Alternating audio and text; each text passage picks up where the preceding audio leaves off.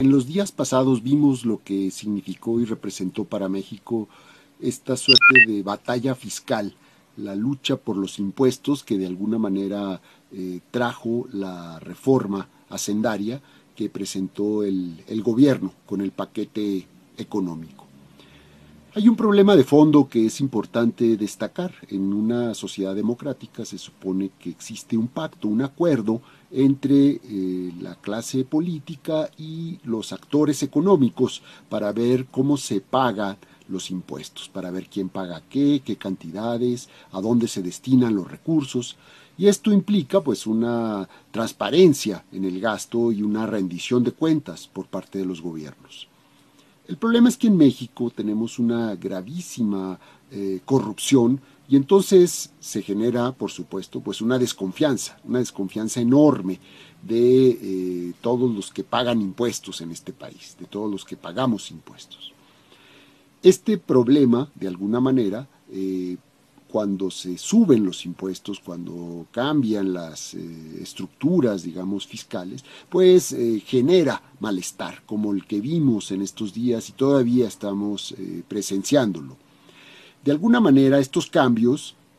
que se generaron a partir de una serie de alianzas entre partidos, entre diferentes actores que dieron como resultado pues el paquete fiscal, esta gran miscelánea que conocemos ahora, en donde se transformarán, digamos, los rangos para cobrar más impuestos sobre la renta, desaparecieron impuestos como el YETU, que había sido muy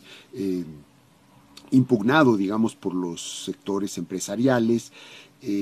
Va a haber un cobro ahora a las ganancias en la bolsa, un cobro para las industrias de la minería, se generalizó el IVA en todo el país, es decir, en las fronteras, en donde tenían una tasa menor, y hay también una serie de cambios y de propuestas que no se aceptaron, como pagar el IVA en las colegiaturas para las escuelas privadas o pagar el IVA para la compraventa de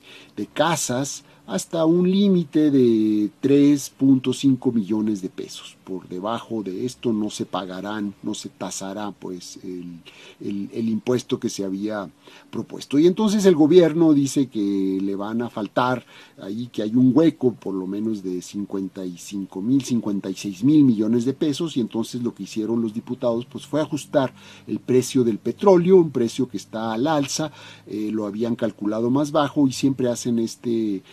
ajuste, digamos, que les permite prever que en el futuro inmediato pues el precio seguirá alto y entonces habrá posibilidades de recuperar estas pérdidas que se tienen por otros impuestos que no se van a cobrar, también algún ajuste al tipo de cambio, en fin. Creo que lo importante de todo este balance es que, bueno, en primer lugar va al Senado, y en el Senado todavía veremos algunas batallas importantes, probablemente haya sorpresas, cambios, porque finalmente la reforma fue aprobada pues entre principalmente el PRI y el PRD, en contra de Acción Nacional, que como un partido de derecha pues se mostró en contra de subir los impuestos a ciertos grupos y a ciertos sectores. Creo que en balance nos deja una reforma que no era la reforma que se había anunciado, la reforma necesaria del impulso al desarrollo, que fue la reforma que se pudo sacar adelante, que fue otra vez una reforma que tendrá una fecha de caducidad muy corta, que se hizo para un cuarto, digamos, del periodo, para un sexenio que quizá antes de terminarlo en el 2018 haya nuevas modificaciones fiscales, es decir, una reforma de corto plazo. Y una reforma que mostró bien a bien pues cómo se mueven los intereses en este país cuando se trata de pagar impuestos y por qué de alguna manera hay tantas impugnaciones, porque nadie queda contento con la reforma, el gobierno piensa que no le va a alcanzar, los empresarios piensan y calculan que van a tener que pagar más impuestos, los cautivos, los trabajadores cautivos, pues son los que van a pagar realmente más y van a tener una